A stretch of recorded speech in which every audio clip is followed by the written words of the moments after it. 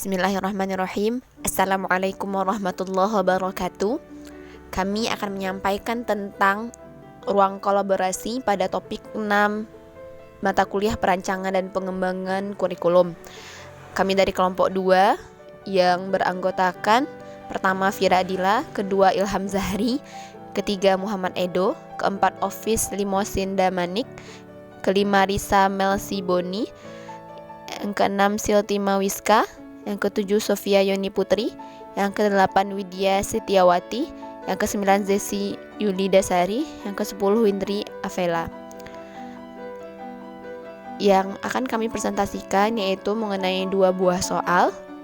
Yang pertama, tentang kegiatan mana yang sering Anda lakukan, 1, 2, atau 3, dan mengapa Anda memilih kegiatan tersebut. Jelaskan. Soal yang kedua yaitu tentang kegiatan mana yang menurut Anda cocok dan sesuai untuk peserta didik kekinian. Jelaskan. Oke, terima kasih moderator. Mohon izin melanjutkan. Untuk tindakan guru pada soal yang pertama, itu berdasarkan diskusi kelompok 2 untuk tindakan guru yang sering dilakukan oleh anggota kelompok yaitu kegiatan 1. Pada kegiatan 1 itu terdiri beberapa kegiatan, diantaranya yaitu instruksi didaktik atau langsung, demonstrasi atau pemodelan, ceramah, tanya jawab, dan memberikan pertanyaan khusus. Selanjutnya, metode pembelajaran yang biasa digunakan hanya berpusat kepada guru. Guru menyampaikan materi dengan ceramah, selanjutnya guru memberikan pertanyaan kepada peserta didik, dan kemudian guru memberikan soal untuk dijawab peserta didik. Hal ini dikarenakan sebagian besar peserta didik yang ditemui belum memahami dengan baik konsep dasar matematika. Misalnya perhitungan bilangan bulat, pecahan, perkalian, pembagian, dan sebagainya. Hal ini perlu bimbingan guru dalam memantapkan konsep dasar agar bisa melanjutkan materi pada jenjang yang lebih tinggi. Muhammad Edo akan melanjutkan tentang tindakan guru soal yang pertama. Dengan begitu, guru perlu memberikan pembelajaran langsung agar peserta didik dapat dipandu dalam memahami konsep dasar matematika tersebut. Selain itu, guru juga perlu memberikan demonstrasi atau pemodelan seperti memanfaatkan benda-benda yang ada pada lingkungan sekitar. Begitupun dalam proses pembelajaran, guru juga melakukan tanya jawab dengan peserta didik untuk mengetahui sejauh mana pemahaman mereka mengenai materi yang dipelajari. Kemudian halaman berikutnya, hal ini bisa dikonstruksikan dengan memberikan pertanyaan khusus ataupun pertanyaan pemantik agar peserta didik lebih tertarik untuk menjawab pertanyaan yang diberikan oleh guru.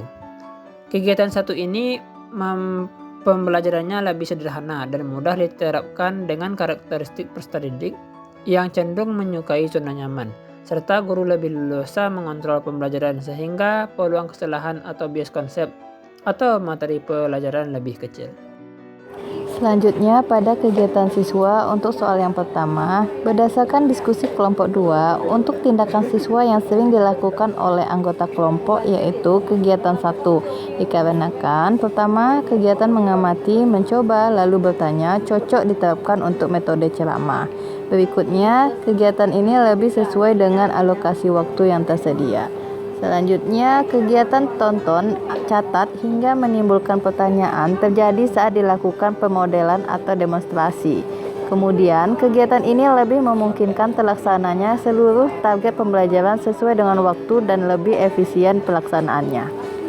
Tindakan guru soal 2. Berdasarkan diskusi kelompok, kegiatan yang cocok untuk peserta didik kekinian yaitu kegiatan 2. Pada kegiatan 2 terdiri dari beberapa kegiatan diantaranya yaitu metode fasilitatif atau kontrovis, pencapaian konsep, pembelajaran kooperatif, diskusi, pertanyaan eksperimental, representasi grafis, pertanyaan terpandu, pembelajaran berbasis masalah, pertanyaan terbuka, dan lainnya. Pembelajaran berbasis masalah, hal ini berkaitan dengan kegiatan ini memungkinkan peserta didik untuk memecahkan masalah dunia nyata dan mengembangkan keterampilan berpikir kritis dan kreatif. Sedangkan yang kedua, pembelajaran kooperatif, kegiatan ini memungkinkan peserta didik untuk kegiatan bekerja sama dalam kelompok untuk mencapai tujuan pembelajaran. Peserta didik dapat saling membantu dan belajar satu sama lainnya. Kegiatan ini juga dapat membantu peserta didik untuk mengembangkan keterampilan sosial dan kerjasama tim. Kegiatan selanjutnya yaitu diskusi. Kegiatan ini memungkinkan peserta didik untuk berbicara tentang topik tertentu, baik di kelompok kecil ataupun kelompok besar. Nah, tujuannya untuk mengembangkan keterampilan berbicara di depan umum dan mendengarkan dengan baik. Nah, ada juga lagi nanti pertanyaan eksperimental. Nah, di pertanyaan ini mereka bisa mengajukan pertanyaan dan melakukan eksperimen untuk mencari jawaban. Nah, di sini untuk mengembangkan keterampilan berpikir kritis dan metode ilmiah. Selanjutnya ada representasi grafis. Kegiatan ini memungkinkan nantinya peserta didik untuk membuat diagram, grafik, ataupun gambar untuk memvisualisasikan konsep-konsep yang dipelajari. Nah, kegiatan ini cocok sekali untuk peserta didik kekinian karena menurut Susilo dan Sarkowi bahwa pelajar di abad 21 perlu diberikan tantangan yang lebih untuk menggali potensi yang dimilikinya. Baik, saya Sofia Yani Putri akan melanjutkan.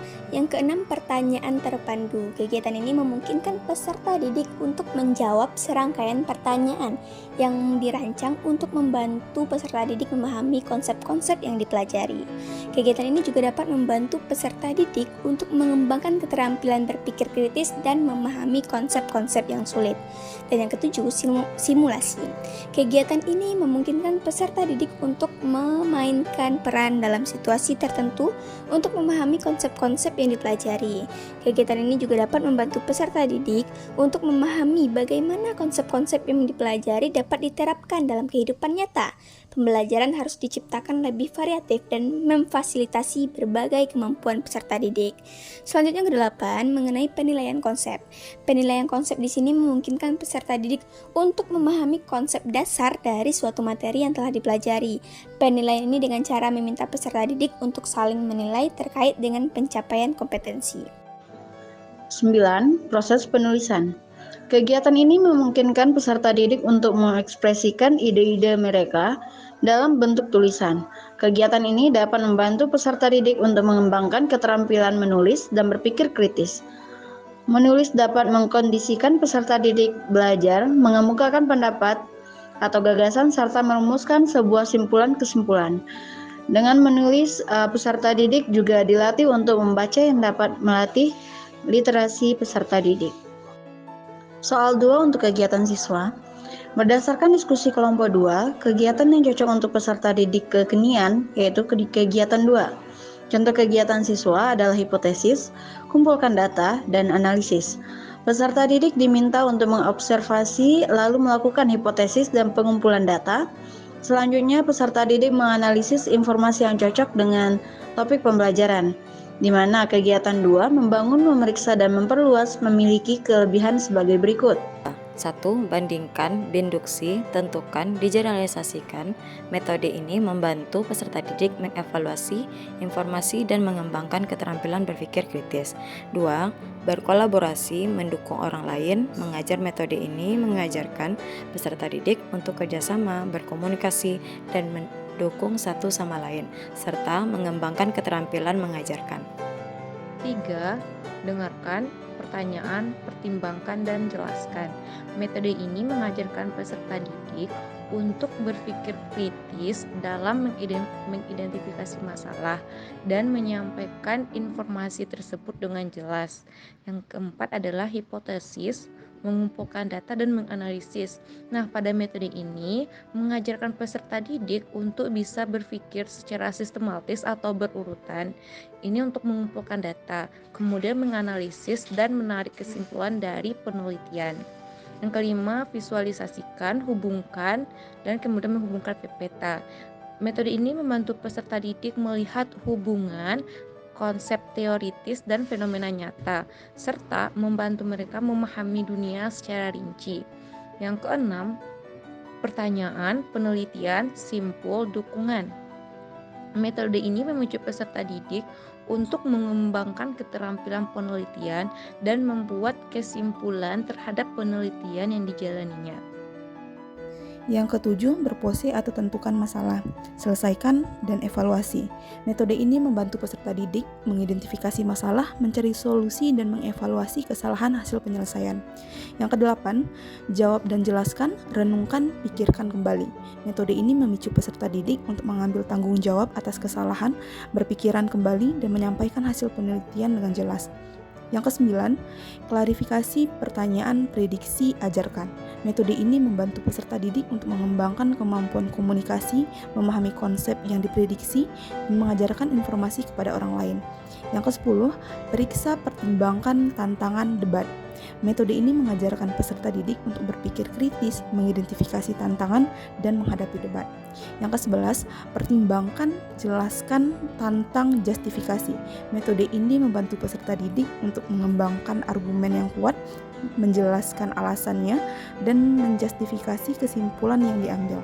Dan yang terakhir yaitu brainstorm, mengatur, menyusun, dan merevisi. Metode ini membantu peserta didik untuk menghasilkan ide, mengatur ide-ide tersebut, menyusun hasil penelitian, dan merevisi hasilnya. Cukup sekian, terima kasih.